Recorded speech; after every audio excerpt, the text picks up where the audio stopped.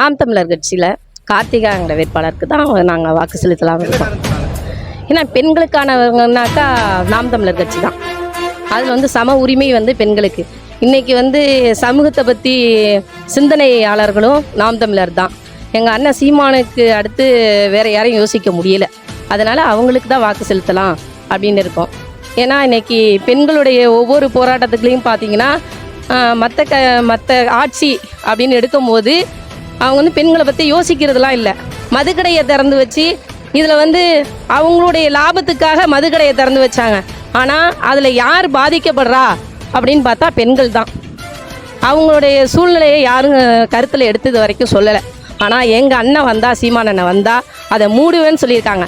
அந்த ஒரே காரணத்துக்காக நாங்கள் வந்து நாம் தமிழர் கட்சிக்கு தான் வாக்களிப்போம். எப்போதுமே வந்து வாங்க போராடலாம் அப்படின்னு சொல்கிறாங்க. ஆனால் போராடிக்கிட்டே எத்தனை வருஷம் வாழ்கிறது? அதுக்கு என்னென்னா எங்களுக்கு தீர்வு தான் வேணும், போராட்டம் வேண்டாம். அப்படிங்கிறப்ப தீர்வுங்கிறப்ப எங்களுக்கு நாம் தமிழர் கட்சி தான் அதுக்கான தீர்வை சொல்கிறாங்க.